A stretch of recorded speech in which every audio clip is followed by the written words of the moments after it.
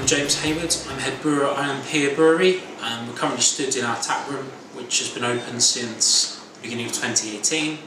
The brewery firing up sort of just before that. We're currently one of the larger breweries in Kent. We produce into cask, can, keg, bottles, largely focused within the Kent area. We do a little bit into South London, which is it's expanding all the time. We're currently stood in our tap room where we have 14 of our beers on tap. We're in tier 3 at the moment, so the public aren't allowed in. So behind the camera, rather than looking like a bar now, it looks like a large storeroom.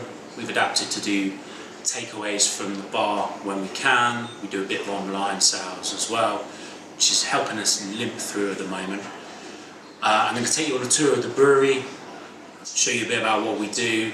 Obviously, again, under normal circumstances, it's a lot busier and a lot more hectic. Probably wouldn't have got the chance to shoot this if we were in normal circumstances though, so silver lining there, I guess. And yeah, I'll take you around and show you what it is we do, try and explain a bit about the different styles of beer we make, why we make them, and some of the different processes that go into them. This is our 2,400 litre or 24 hectolitre British built brew kit. It allows us to brew 2,400 litre beer from anywhere between 400 kilos and a tonne of barley. That gets steeped in this vessel here. It then gets run off. We extract the sugars from there, boil it in this vessel here, and this is where we add the hops, which will give you bitterness, aroma. Anything you get sort of sweet, toasty, coffee from a beer will generally be from the barley or the rye or the wheat or whatever we use in this vessel. Anything you get bitter, floral, hoppy, fruity generally comes from the hops, which get added in this vessel. Broadly speaking, the longer you boil the hops, the more bitter the beer. The less time you boil the hops, the more aroma you'll get from those hops. So we tend to balance to loading a lot of hops at the end, not many at the start. We use a range of hops from America, Australia, Germany, quite a lot of English hops. You'll find, much like grapes, where they're grown in the world, the conditions they're grown in, the variety, all affects the flavours you get from them. So we use hops for the flavour or the aroma we're looking for, which is why we maybe buy American, which costs us £30 a kilo, rather than buying an English hop that's £10 a kilo. It's just to get that flavour, which you can't really get from hops grown in the UK. We simply don't get enough sunshine to quite get that flavour profile, albeit we're growing the more modern varieties of English hop do have some of that fruity character in them. Our English bitter, for example, all Kent hops, but it's very distinctly that English flavour. Our single hop Citra, American, very fruit forward, sort of passion fruit aromas in that one. The fermentation room you'll see behind me, we have capacity for about 15,000 litres of beer at any one time.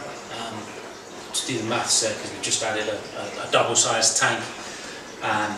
That's going to take us through into next year, hopefully, when things return a little bit more to normal, and we can continue on the growth phase we were last year. We brew a couple of times a week under normal circumstances. That just allows us to push that up to 3 or 4 times a week. This is our new 5,000 litre fermentation tank.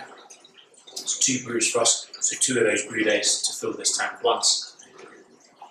This is the key part of brewing. It's not beer until the yeast does its thing. We introduce the yeast once the beer's in here and down below 20 degrees. This has to be sanitary. We pick up any wild yeast, any bacteria in here, and that spoils the beer.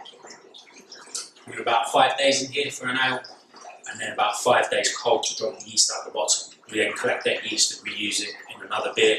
Again, that collection process has to be sanitary. We maybe lose 1 beer a year to picking up bacteria or spoilage organisms through that process.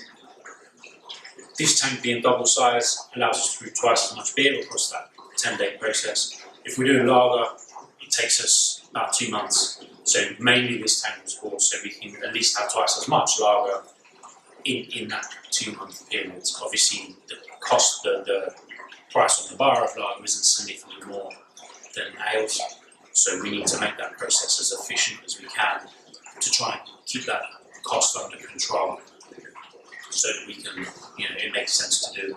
We'll still do it anyway because we like making lagers, but at least if it's financially viable, that helps. Once fermentation is finished, we move on to packaging. We package into cask, traditional British cask ales.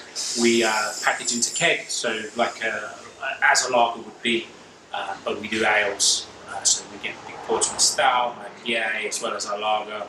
Occasionally we package into oak and age. So these will have an 8% barley wine in, which will be next Christmas's Christmas beer launch. We package into can as well, which is something we started doing during lockdown.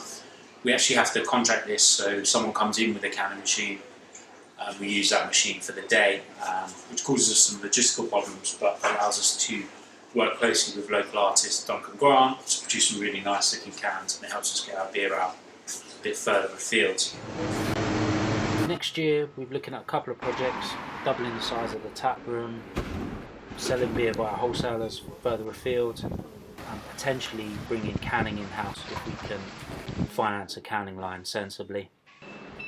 We've more than doubled the size of our team this year. Probably add a trainee or an apprentice going forward as well. I'm just looking to build on the solid base that we've got.